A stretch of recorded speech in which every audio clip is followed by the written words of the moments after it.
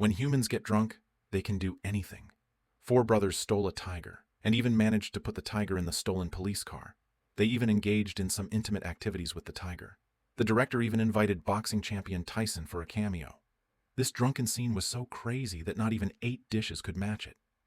Just 2 days before Doug's wedding ceremony, the four brothers drove their Mercedes-Benz towards heading to the sinful city of Las Vegas.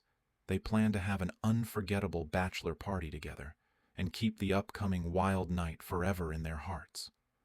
On the rooftop of the hotel, they raised their glasses together to toast to Doug's last moments of bachelorhood. But after downing that drink, the next day when they woke up, they didn't need to deliberately hide any secrets, because they couldn't remember anything that happened last night. Even the presidential suite was not spared. They had no idea what unforgettable moments they experienced. Alan, half asleep and half awake, looked at the tiger lying in the bathroom, not knowing if he took a little step forward and peed into the hole. After a long reflex arc, it finally reached their brains, and they finally woke up. Stu, in a panic, discovered that his incisor tooth was missing.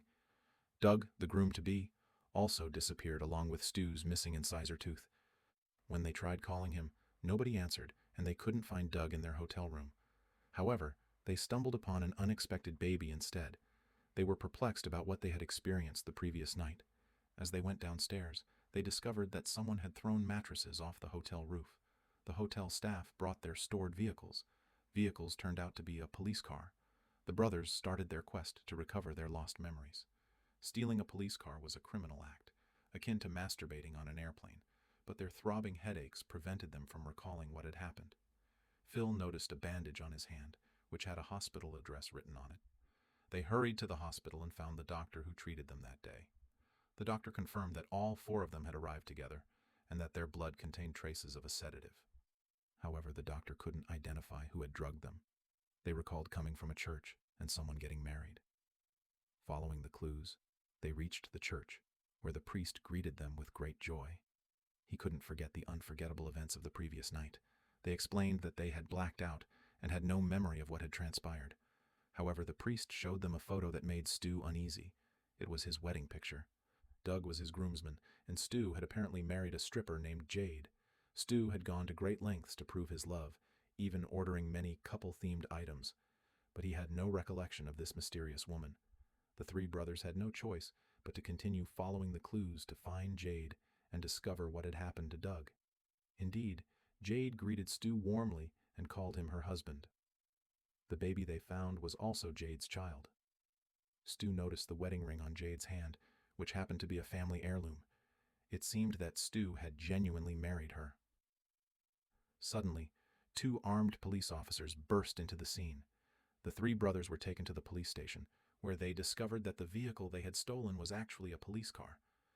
Phil quickly requested the officers' understanding, explaining that they had blacked out and had no recollection of their actions. The officer, concerned about his reputation, didn't want to publicly admit that his car had been stolen by them. Coincidentally, there was a school conducting an extracurricular educational activity nearby. The officer asked Phil and the others to play the role of criminals and demonstrate the real effects of being hit by a taser gun to the students. This arrangement satisfied the officer's ego, and he even helped them locate their stolen Mercedes-Benz. They hurried to the parking lot, where the vehicle appeared to be undamaged. However, they heard some movement coming from the trunk. Could it be that Doug was locked inside? But to their surprise, when they opened it, a naked man jumped out and attacked them. After a brutal beating, the man fled, leaving them completely clueless. Alan finally confessed that he had spiked the drinks with drugs, although he had intended to use something strong rather than a sedative. With no leads left, they reluctantly returned to the hotel to regroup and come up with a new plan. As they entered the room, they were astonished to find the imposing figure of boxing legend Mike Tyson sitting there. Mike Tyson, renowned for his punching power, could knock out a bull with a single punch. The brothers were initially thrilled to see him, but within seconds, Tyson knocked them all out with a single blow. It turned out that the tiger in the hotel was Tyson's pet, and he wanted to find out who had the audacity to steal it. To return the tiger safely, Alan used the remaining sedatives and mixed them into some meat. They managed to load the unconscious tiger into the car and finally returned it to Tyson's mansion. After showing them the surveillance footage from his home, Tyson revealed a disturbing scene that was hard to watch. The brothers were caught on camera openly taking the tiger. To everyone's surprise, Phil even made some inappropriate gestures towards the tiger. Feeling embarrassed, the group quickly bid farewell to Tyson. On their way back to the hotel, they were involved in a car accident. To their astonishment, the person who got out of the other car was none other than the naked man they had previously found in the trunk. He turned out to be Mr. Chow, the notorious gang leader. Mr. Chow said that Phil and the others stole his $80,000 from the casino the previous night. He threatened to harm the hostage if they didn't return the money. It was revealed that Phil had been kidnapped by Mr. Chow, and seeing him alive brought some relief to the group. However, the $80,000 became a problem. Stu only had $10,000. It was a critical moment when Alan, in his eccentricity, stepped forward. With his extraordinary intellect, he devised a plan to visit the gambling city and attempt to make a fortune in one night. Alan proved to be exceptional, with astonishing mental calculation abilities that allowed him to accurately predict all the cards. The group experienced a winning streak until they caught the attention of casino security, prompting them to flee. In the end, they made more than $80,000. They arrived at a desert location for the hostage exchange as agreed upon. Mr. Chow received the money and released the hostage, bringing great joy to the group. With only 5 hours left until Doug's wedding, they finally found the person they had been searching for. However, when the hood was removed, everyone was dumbfounded. The person turned out to be Black Doug, not their beloved friend Doug. Alan recognized him as the person from whom he had purchased the strong drugs. Mr. Chow had mistakenly thought they were all working together, leading to the kidnapping.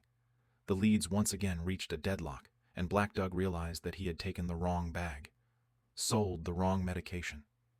He felt that Alan had gotten a good deal because sedatives were much more expensive. After taking them, one would feel euphoric and floaty. Upon hearing this, Stu suddenly remembered something. Yes, Doug must be on the roof. That's why someone was throwing mattresses from the rooftop to give them a hint. The group hurried back to the hotel, and they could only open the door to the rooftop from the inside. Finally, they found Doug sleepwalking. They quickly drove home with Doug to save time.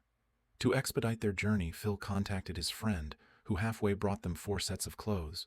When they put on the new clothes, they actually looked presentable.